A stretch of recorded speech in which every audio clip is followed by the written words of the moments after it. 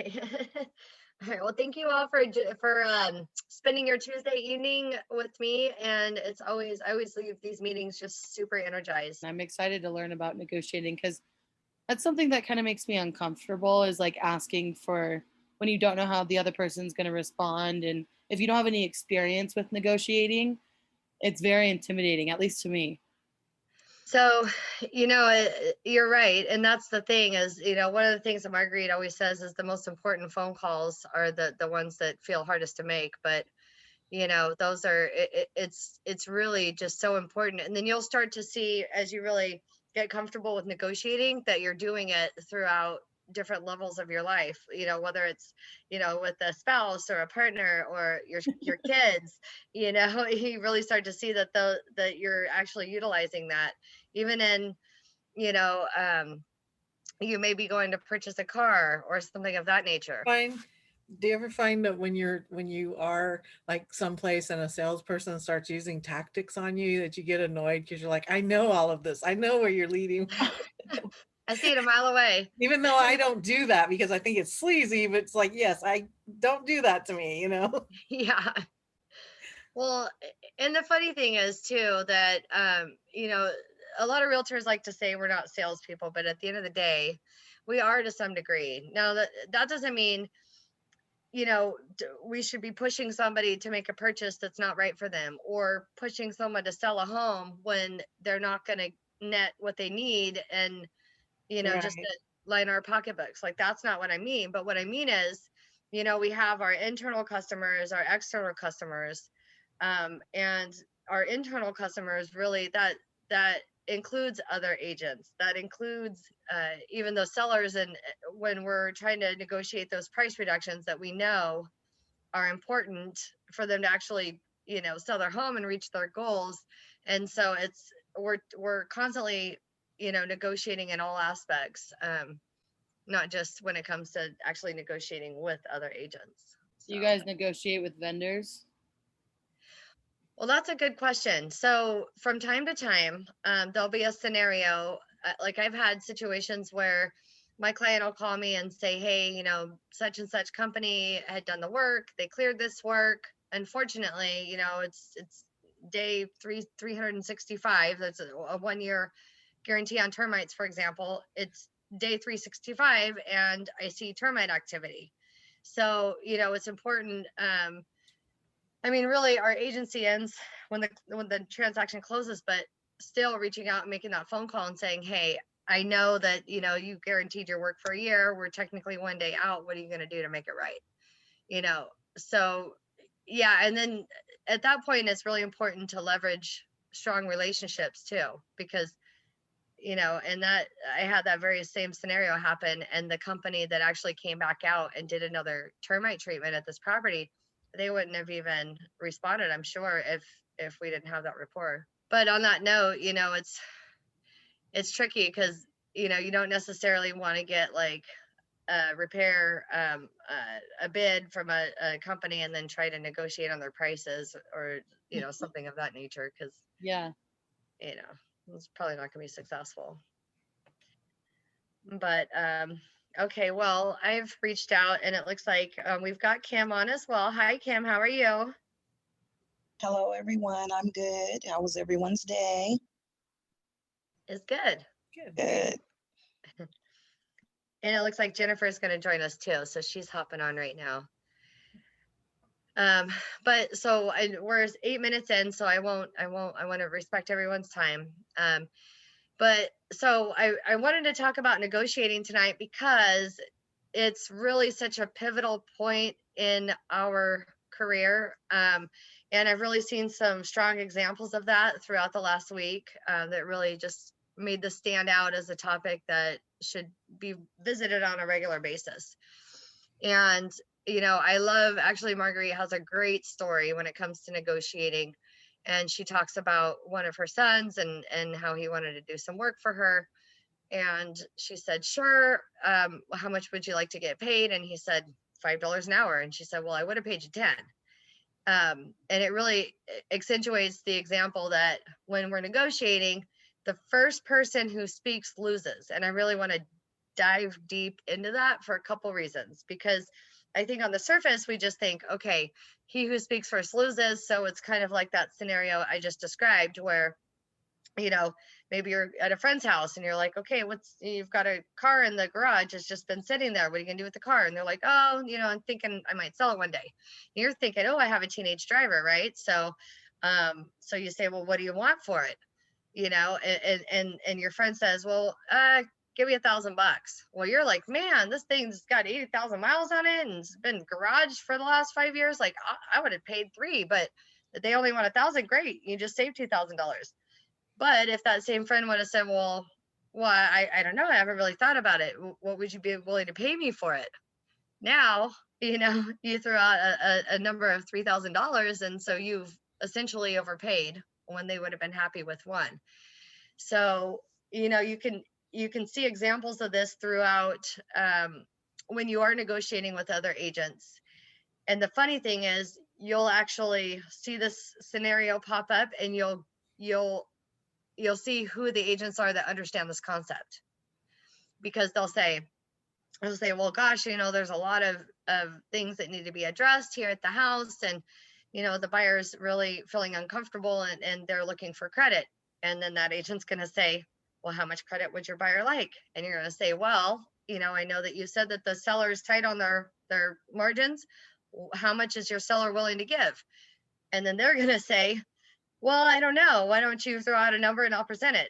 And then you're going to say, well, I haven't really solidified that with my buyer.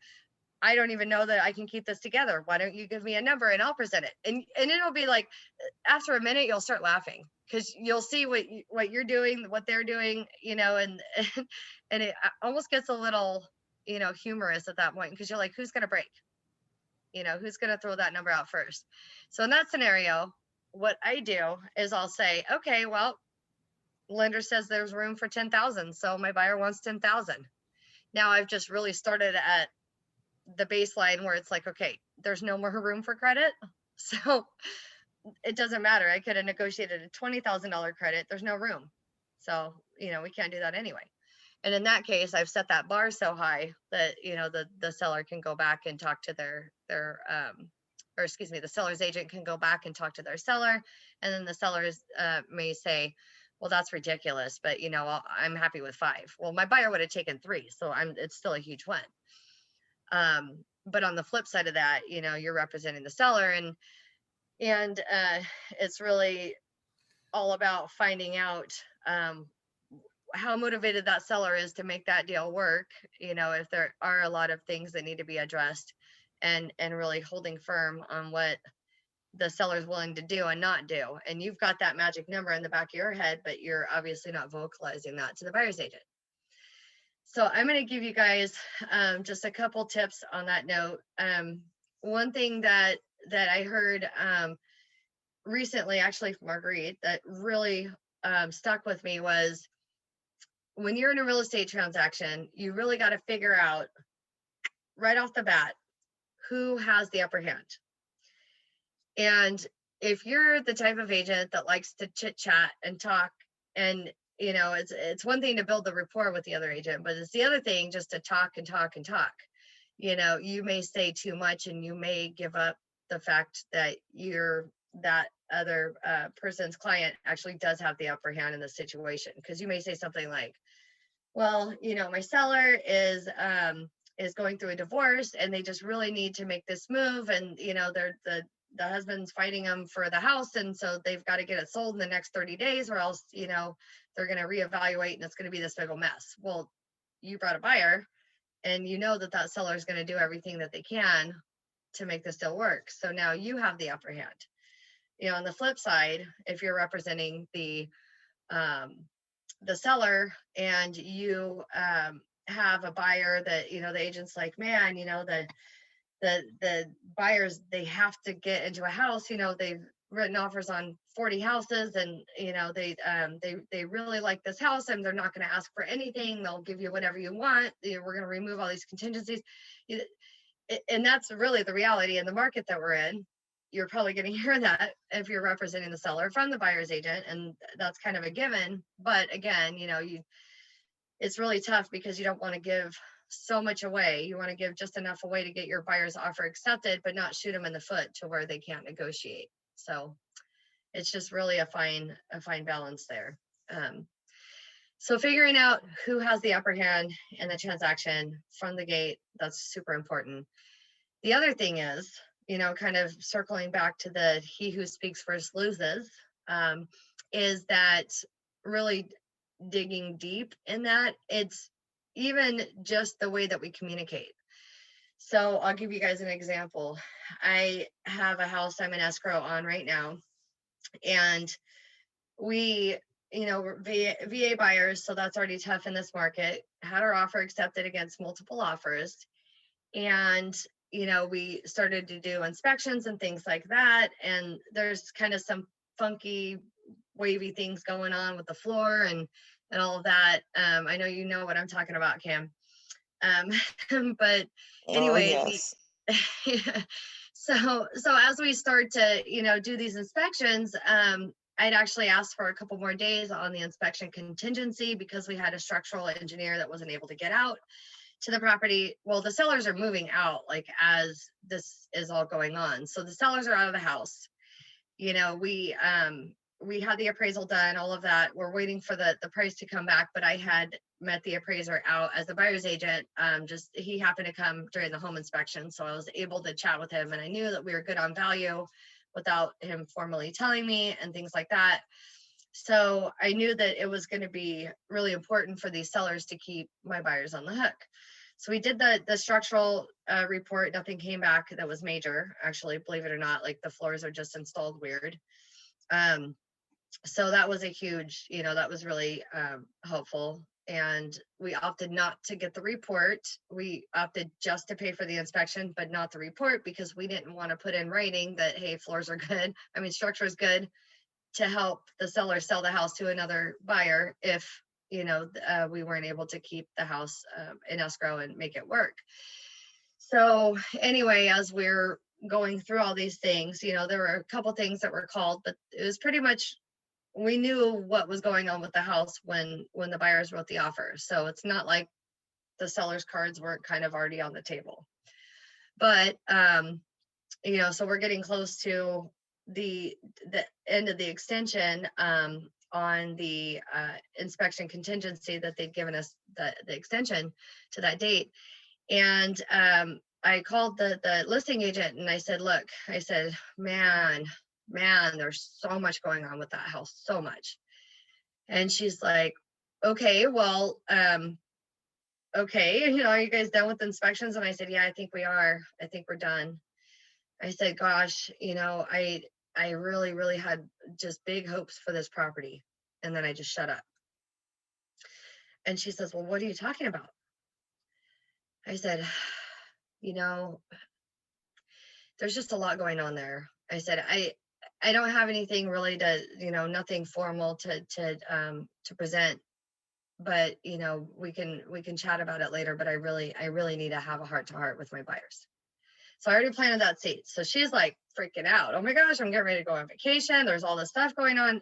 The agent herself was going on vacation, and her sellers were already moved out of the house. So they wanted to make it work. So I said, I'll call you back later. So I gave it a little bit of time, kind of let her stew. Think it might have even gone overnight. And then I called her back the next day and I said, okay, look, I asked my buyers to sleep on it. That's what it was. Asked my buyers to sleep on it. And, while they are really concerned about everything that's going on there, they also, understand that some of these things, as long as the appraiser didn't call him, which it sounds like he didn't, some of these things are things that they can handle themselves in time. So they're definitely going to be asking for a credit. Now, this is an as-is sale. So the first thing that the listing agent said to me was, well, how much room do we, or no, I didn't even say credit. I just said, we're definitely going to be preparing a request for repairs. And she said, well, how much room do we have for credit? So I called the agent or the lender right off the bat. And I said, well, I was just going to, I knew what my buyers were going to accept, and it was far less than the full amount of the credit. I said, how much room do we have for credit? That's what the listing agent's asking. How much room do we have So she said, well, we have about $7,000, you know, that's how much credit that we have room for. And we still won't leave anything on the table, and the buyers are going to get their full earnest money deposit back because, again, they're VA. I said, okay, great. So then I went back to the listing agent and I said, I don't even know how the buyers were, you know, are still comfortable, but they just said if the sellers are willing to give them a $7,000 credit, we can move forward. So then she had already set that number. She'd already told me that the sellers were willing to give us the full credit, essentially without telling us. So she goes back, you know, I wrote it up official and whatever, sent it over. So they countered back and they said they wanted to cap it at $5,000. So now I'm like, well, damn, because she set the number, right? Again, I didn't set the number. She asked what the full amount of credit was. I gave her the number. She asked if that was going to work. I said, I don't know, but I'll present it. But anyway, she already set that expectation. So like, come hell or high water, I was getting my client $7,000. So so I just told her, I said, all right, well, I can write the cancellation up. It's not a big deal. I'll take care of it. You just got to give me a couple hours. I'm like swamped right now, but I'm really sorry that we couldn't keep this together. So she said, well, hold on. She said, don't call your buyers. Let me call my sellers. I'll call you right back. So she calls me back. Girl, you owe me big time. So anyway, they got the full amount, the $7,000, and there wasn't all of this crazy back and forth, but it's like, you know, essentially if that agent would have really been I don't know, she would have really grasped these concepts and really implemented these concepts that we're talking about right now. It would have saved her sellers quite a bit, because really the reality is, I mean, if I'm just being honest and I'm telling you guys just completely open and honest, my buyers would have moved forward with zero credit. They already knew what it was when they, you know, put the offer in. They wanted the house, they wanted the neighborhood, all of that. So, you know, that's the thing. At the end of the day, it's, you know, it's so important to not only be comfortable having these conversations, but also, you know, essentially we're kind of playing a little game. So we need to just really, you know, grasp that, and also know when that other agent's calling your bluff, when to kind of scale back. You don't want to kill the deal, right? But at the end of the day, we all know if you're representing the buyer and you're asking for repairs and or credits, you're not really going to kill the deal. The seller, the worst thing they can do is say no, you know? So do you guys have any specific questions, experiences? Kim, I know you have a great story about this very thing that I'm talking about. You want to share that? Which story? 'Cause there's several. I mean, where I've had issues. Oh, there are several, so I don't know which story you're referring to. My Sorry. favorite one with you is the one that was as is, and you were able to negotiate like 5K. Oh, okay. So that was actually my second deal, and you know, when we got what was the issue? There was over $17,000 in repairs, like section 1 and 2 combined. So of course, it being my second deal, I called Mitzi and I'm like, okay, what are we gonna do? This is my second deal. So like she said, the first thing she said, let them speak first. You call him tonight. She said, wait a little bit till it gets around 8 o'clock, and you call the agent. You let them know you got the inspections back. Don't disclose what was on the inspection reports. Just kind of say, hey, we got the inspection reports back, and you know, we have a problem, We and have a just problem. kind of leave it at that. And that's exactly what I did. I, you know, allow it to sink in with the agent, and I didn't call him back right away. So he called me like first thing in the morning. I didn't pick up, and then he called back later on that afternoon, and he's like, okay, so what do you think? And I'm saying, well, what do you think? I mean, we have, you know, over $17,000 in, you know, repairs. And he's like, well, you know, those reports can be inflated, you know. So what are you thinking as far as a credit? And I'm like, well, you know, of course, my buyers would probably like everything fixed, but how about, you go back to your seller and see what he can do, and then we'll go from there. So he called back maybe within like 30 minutes, and he's like, okay. And my buyers were not tripping because they had someone to actually do the work. And they were thinking like maybe a $2,000 credit. And he came back, he was like, we can do $7,000. And I'm like, great. Okay, well, let me get back with my buyers and I'll give you a call back. I didn't call him back right away, of course. I waited a couple of hours and called my buyers, and I was like, oh, okay, well, the seller agreed to $7,000 credit. And they're like, what? $7,000? I'm like, yeah. So, like Missy's strategy, it definitely works. Don't speak up first. Just put it in their head that there's this big, big, big issue, and allow them to worry a little and get back to their sellers and figure out what they can do before you speak first. So it was a good outcome for my buyers. And of course, I was a superhero. Yeah. They were like, oh my gosh, we $7,000. I can't believe it. And they actually gave me a review and put that in the review that I got them a $7,000 seller credit. And they were just happy as can be. That's right. And That's my story. what's really cool about that too is that who's reading your reviews, not other agents, so they're not even going to see that coming. It's like that left hook, Right. Right. it's clients that are going to see it, and so Right. Yeah. Yeah. But that is true. Don't speak first. no. Right. That's definitely the truth. Yeah, it's just one of those things, and it's anything that you guys can do, to just get more comfortable with that. I mean, you can even, like I said, start negotiating with your kids, negotiate with your spouse, negotiate with your neighbor when they're, all mad that you're playing your music loud. Well, what time would you like for me to turn the music down? You're thinking 8, maybe they're good till 10. There's some noise ordinance. Who knows? Like, just look for other opportunities in your life other than real estate to implement that. And you'll become so comfortable with that whole process that, it'll just be natural. And that's why I love for sale by owners. And I always, when I meet with my buyers, I say, find me a for sale by owner. I probably won't find it. I'll tell them that right up front, because I'm not, necessarily looking for sale by owners. But if you find a for sale by owner, I'm going to negotiate the crap out of it, because I do this for a living. That seller doesn't. And I have a fiduciary responsibility to you, not to them. So, you can really put that into play.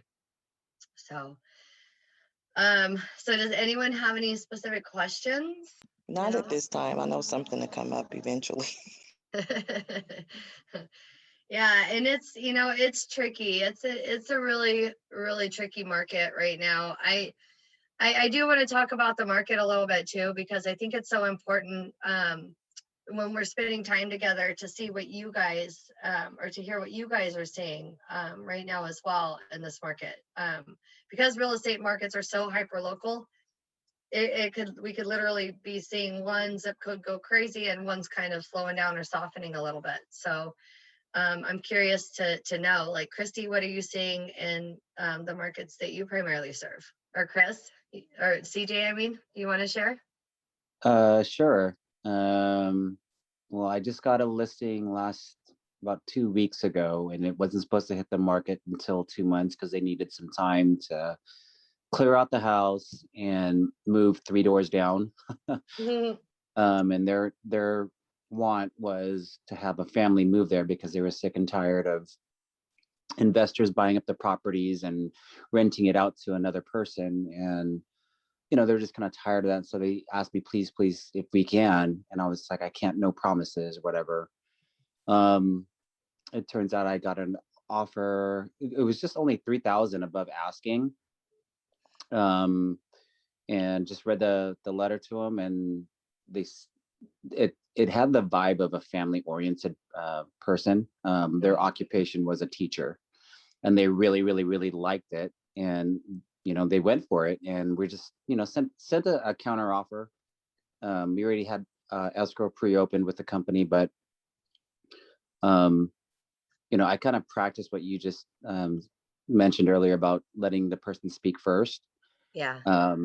They had their own escrow, and I just said, oh, okay. And I just said, well, what do you think about your buyer,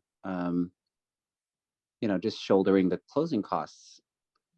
And it took some time for him to respond. He's like, you know what, just let's just go with yours. And I was like, okay. Just that works. I mean, I practice that in insurance too, because I'm an insurance agent, and it works with clients, and especially getting listings too. When you have a listing appointment and you're showing them, all these houses that sold and that are on the market right now, and then you show them the pictures, and then you ask them the question, well, what do you think your house is worth based on what the data that I've given you? And you just shut up, and then Yeah. they come up with the magic number, and then you're like, you give them your opinion, and then you kind of settle in on that.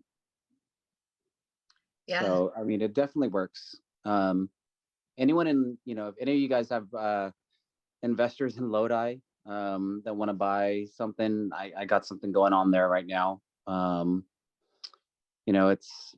It's not on the greatest side of Lodi, but it's got lots and lots of potential. It's a fixer, and it's got a structure in the back that someone could essentially like tear down and rebuild, or in the future split the parcels up and get a 2-for-1 deal. How much land? 8,600 square feet. Okay, so like a quarter acre, basically. Yeah, a A quarter little acre. under. Yeah. Yeah, but Okay. I mean, that story's kind of sad too. They have to sell the house because the dad drank battery fuel, and the caregiver was inviting some unscrupulous people over, and they brought over alcohol, knowing that the guy who's older, in his 80s, was an alcoholic, and he just kind of went nuts one day and drank their stuff. Goodness. So daughter had to step in and take over and exercise her power of attorney. So, and it incorporates selling the house. Wow. Yeah, some of these stories, unbelievable. Yeah, it's crazy because we do get so ingrained in people's lives, Oh yeah, yep, definitely. But Yeah. I mean, that's he who speaks first loses. Yeah. So Cam, what are you seeing? So Cam, what markets are you primarily representing, and what are you seeing in those markets? Sacramento, Elk Grove. What I'm seeing is that if your buyer's financing is FHA or VA, it's been really rough getting their offers accepted, because you have conventional financing as well as cash buyers who have additional funds, who are able to remove appraisal contingencies. And my FHA buyers and my VA buyers, they don't have that option. So it's just, it's really been a struggle getting their offers accepted. That's what I'm seeing in this market. It's either cash or conventional financing. And So do you feel like you're seeing any signs of slowing at all or softening? no, I don't. No, it's definitely not slowing down. Still, as properties are coming on the market, they're going within a week's time. I just submitted an offer Monday. Of course, my offer didn't get accepted because there were 48 other offers. What? And with those 48 other offers, they were countering the five highest offers. So it's kind of like I understand sellers want to net and as much as possible, but it's making it really hard, for some buyers to compete in this market, and they're getting a little discouraged. So yeah. What area was that in? Can I ask? The area was in South Sacramento. So Really? like that was, yeah, like off of 47th, and actually Margarita, I seen your card at the house. Um yeah, I seen her card at the house. It was 47th, off of 47th Ave, like 47th, near 47th and 24th Street in South Gotcha. Sacramento. Yeah. Yep. Yep. So it's been really, really rough. Yeah. So that's pretty, that's where I'm at. Yeah.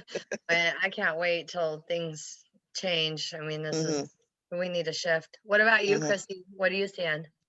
Um, well, there was this house actually, it's on Primrose in Citrus Heights, and Hmm. it's a fixer-upper. It was built in 1962 and has everything original in it, the pink stove and everything. And so it's has a beautiful backyard, beautiful property. And it's funny because I showed it to two different clients. Hmm. And so when I went back the second time, there were a lot of people there. There were people there on both times. So on Sunday, I ended up doing like an impromptu open house because you know how you get there and you're like, your client was there. You got to pay attention to how long people are kind of staying in and keep people Yeah. on track. And so I was like, oh, I did good. I just kind of led the way there. And then the agent asked me, one of the agents asked if I minded if they looked too, and I was like, yeah, sure. And then a couple of people followed in and they had an agent, so I was okay with that. But then when they got outside, I locked the door because I like to, I need to know who's in the house. But Yeah. it was just interesting to see that the house today was on the MLS at $50,000 higher than it was over the weekend, and now they're entertaining offers. So it's just interesting to see that they did that they were like, oh, maybe. And one of my clients asked me about it too. He said, I noticed that they raised the price. And I'm like, well, maybe they listed it lower than they expected to get higher offers than what it was. I think it was priced okay. But yeah, it was just interesting to see the dynamic of the people in there. And then they also had investors that we've seen at other properties. So we knew they're flippers. Yeah. So you kind of learn what's happening in the market, and you can see the same people, and it does help you with the negotiating because you understand what's happening. And then one thing I did with an FHA buyer that I had that we closed on was that they had to go in and like borrow on their 401k and everything that they could to get cash out so that they would have that money to have the gap for the appraisal. And the appraisal came in, the house was listed at 555, they offered 590, it appraised at 576. So they were able to put in that extra 15,000, and it wasn't like way overboard. So they're not really, I mean, in a year or so, that money will probably be recapped in their value. But those are just things that I'm seeing.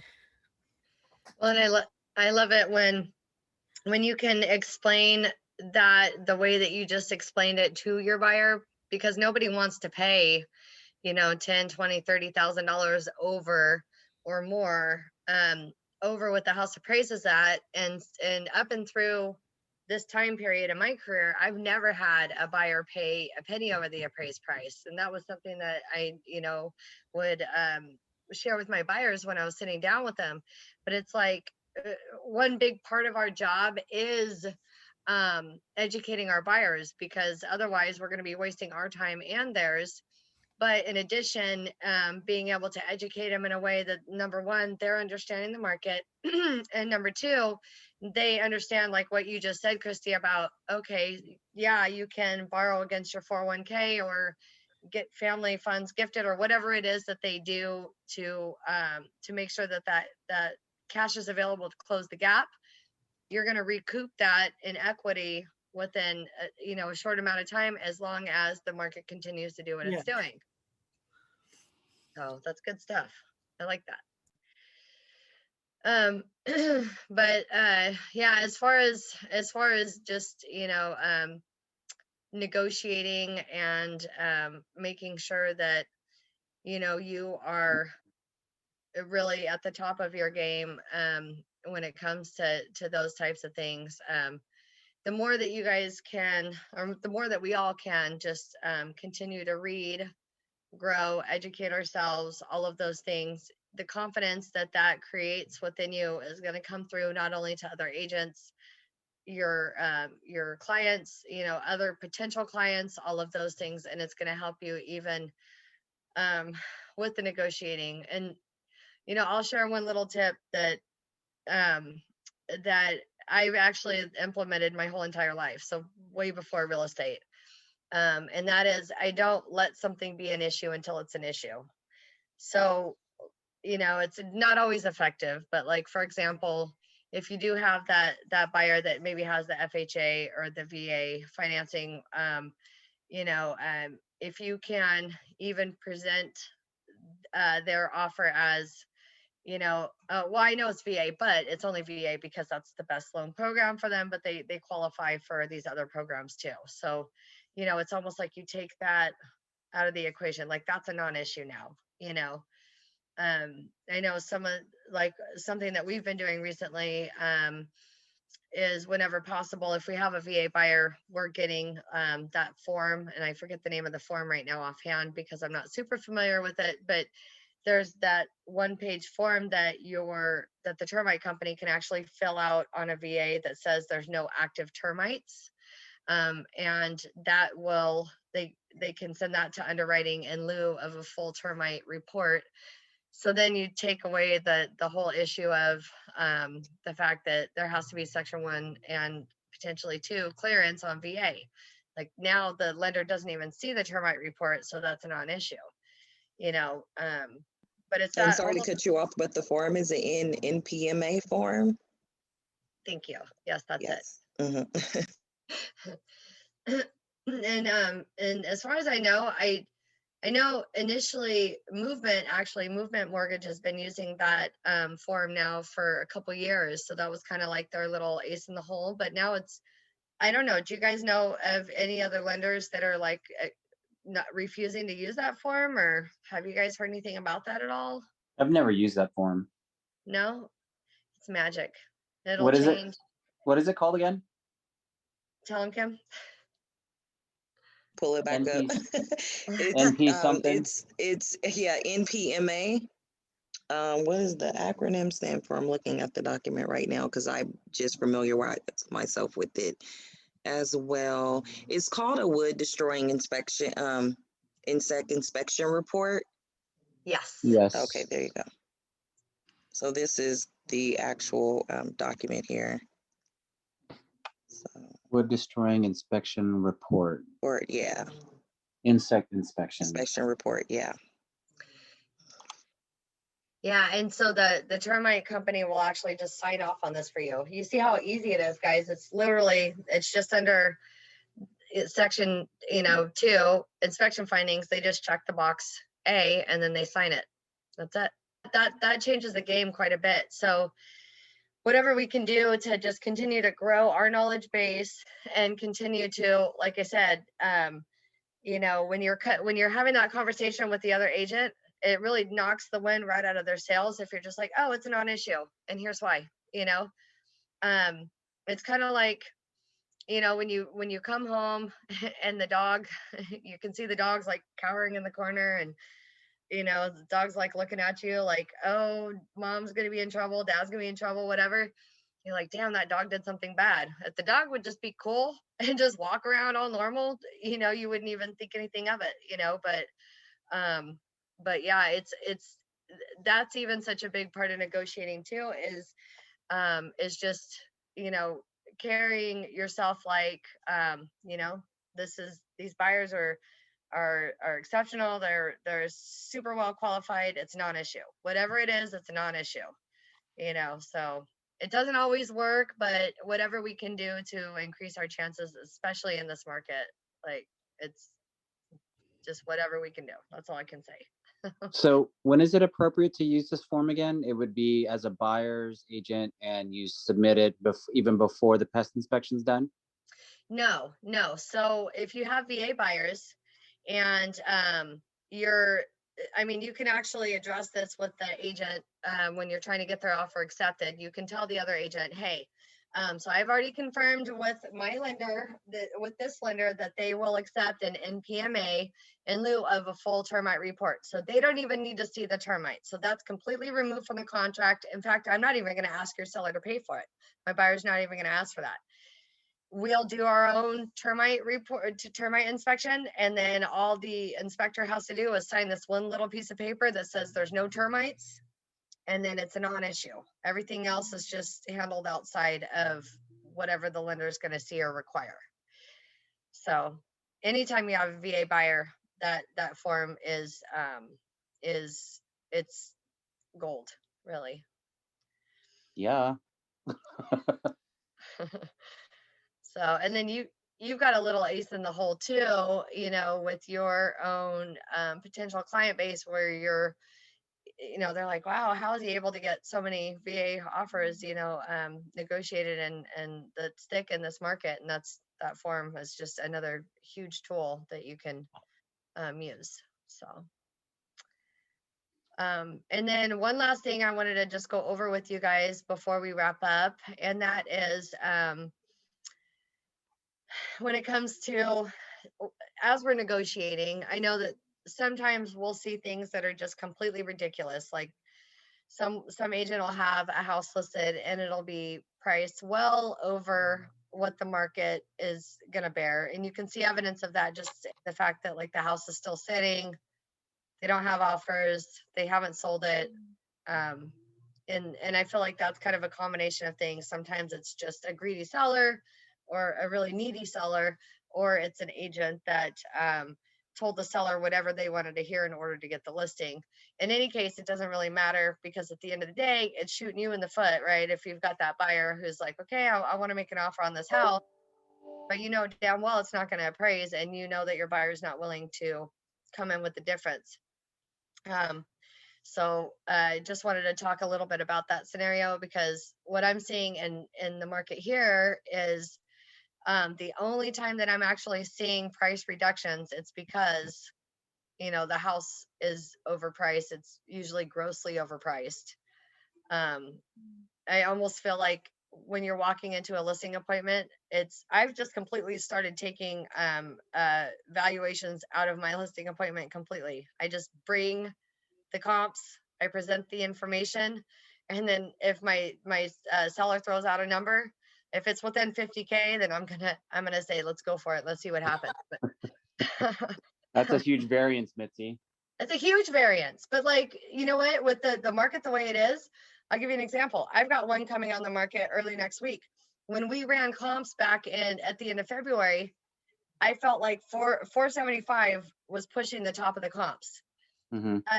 A very similar house that's like 35 square feet smaller just sold for 540. So now do I go back and say, well, we have this one unicorn comp, so we should list at 540?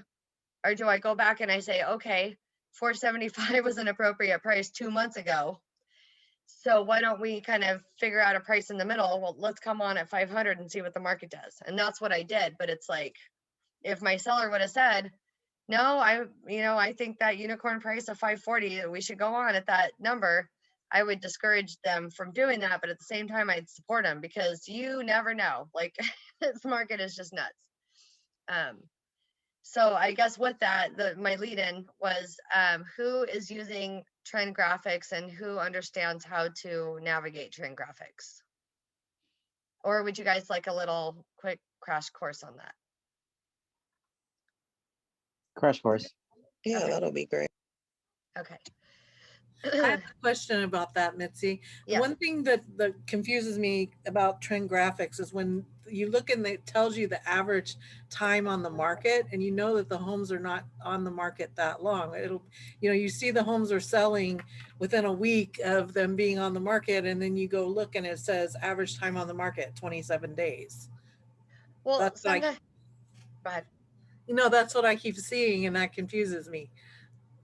Well, sometimes there's outliers, right? There's, and so actually, if you can make me the host again, Kim, then I can share my screen and I can pull up the MLS and kind of show you guys how you can really drill down and make this a really effective tool. Or- You got to click on this. There we go. Yep. There you go. You're back. You're the host. Okay. So what I do with my trend graphics is I get just as specific as I possibly can. And the reason is because you want to compare apples to apples. If I said, okay, Christy, there's, two houses in Fair Oaks. One's listed at 400,000 and the other one is listed at 950, and I'm going to use these as a comp. You'd be like, what are you talking about? That's not the same. So I think that the more that you play with trend graphics, and the more that you get comfortable really drilling down on what it is that you're looking to comp, that's really going to help you use this tool in a way that is going to be meaningful. So for example, let's just say that, you want to, you're going to a listing appointment, and let's see, I'm just going to pick Wheatland. Okay. So I'm going to pick the whole town of Wheatland.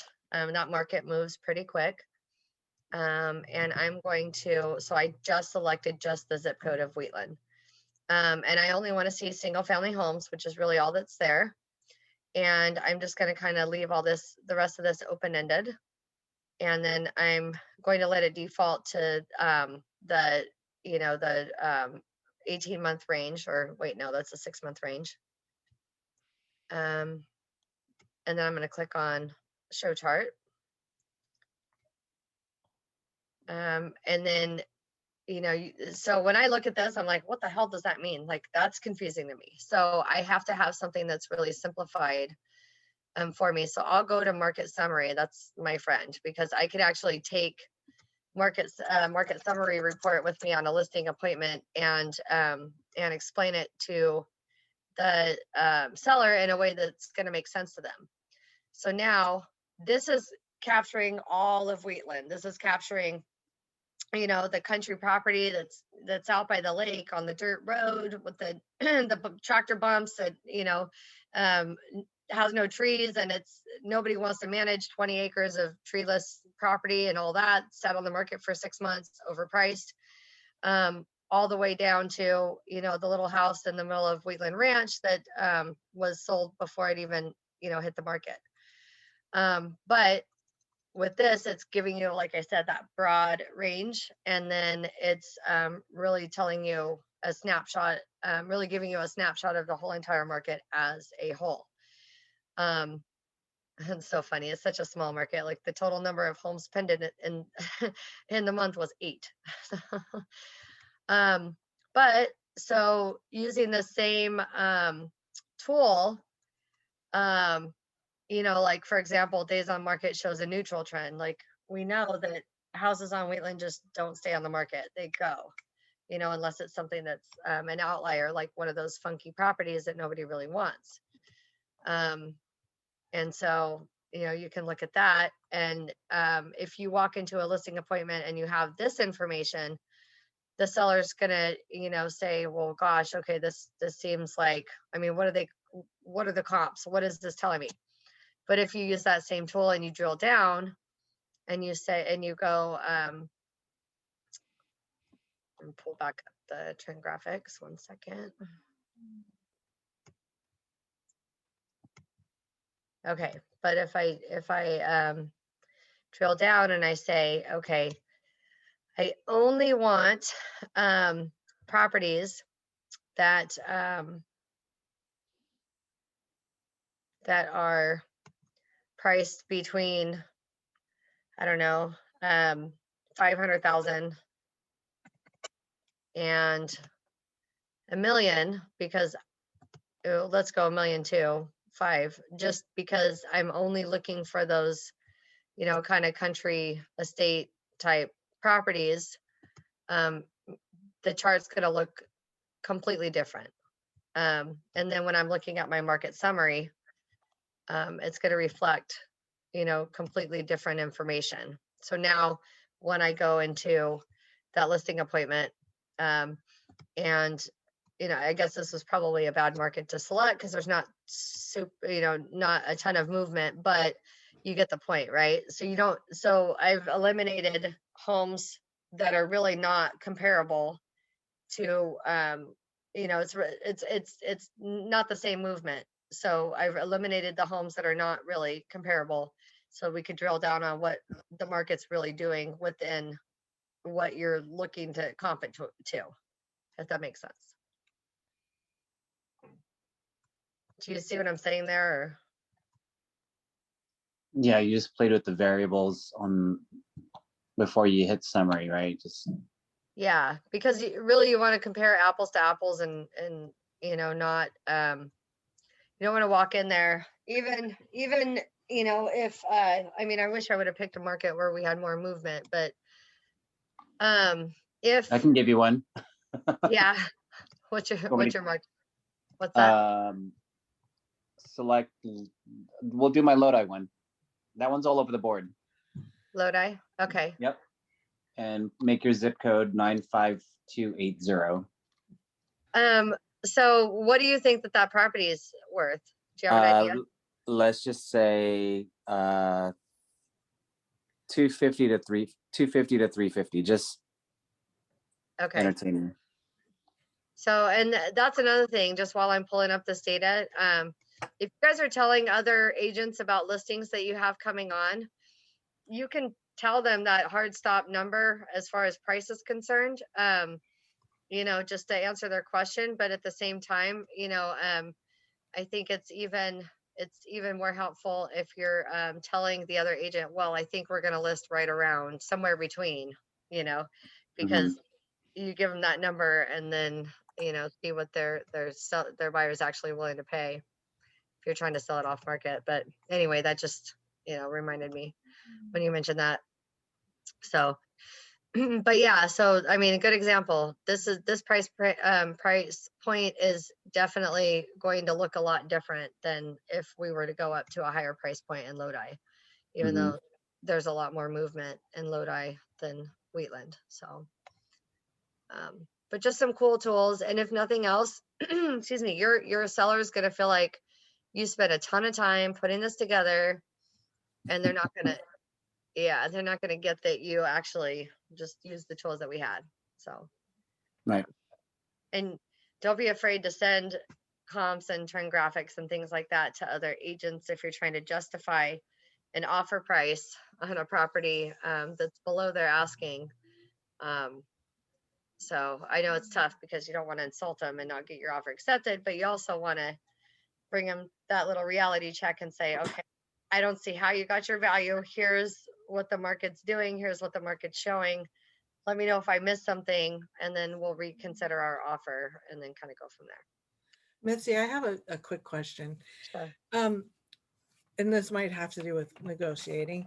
There was somebody that had called me a while back about listing his property, and what he wanted to list it for was way higher than what I could pull up any comps for. And, you know, but he was also in the mindset that, yes, he's planning to move out of state at some point. You know, they want to sell their properties, but he wasn't in a hurry. But then I saw that he keeps going to my KV Core and looking at properties. That's why I see him. So I saw he had some activity. I went over and I checked him again, and I saw that he had listed his property, but he listed it way over the price of any of the most expensive homes in his neighborhood that his house does not compare to. His house is beautiful, and it made me think, okay, I want to call him and say, okay, so what happened? And just like shut up and let him tell me, because the house has expired or canceled, you know, like it's no longer listed. So in between that time that he talked to me, he did list it. He found an agent that was willing to list it at that outrageous price. But I also have a question of, will that price that he listed it at be a hindrance to the property now because it was priced so outrageously? Well, it depends. It depends on how savvy the agents are when they're looking. You know, if they're looking at property history and things like that. I mean, as long as the house is off the market for at least 31 days, then it's going to show up as a new listing. Versus if you relisted within 2 to 3 weeks or even a couple days, it's okay, honey. If you relisted within a couple days, then it's not going to show. It's going to show, you know, back on the market type scenario. So then your cumulative days on market are going to continue to accrue, And so, yeah, I mean, I just go back to them and say, hey, okay, so you you did it your way. That's great. How about, if you're still looking to make this move, then let's see what we can do to price it right, and then drive up the cost, let the market drive the cost up, negotiate the best deal based off of hopefully multiple offers that we can leverage against one Okay. another. And then we can help you make this move out of state. But yeah, I do that all day long. Okay. Um, That's what I'm just, thinking. yeah, do it and let us know how it goes. Okay. All right. Well, I want to be super respectful of everyone's time. Does anyone have any other questions, thoughts before we wrap up? Okay. All right. Well, thank you all for spending your Tuesday evening with me. And I always leave these meetings just super energized. So you guys have a great week and go out there and crush it. We'll see you next You week. as well. Good night, Thank everyone. you. Good night. Thanks, Mitzi. You got it.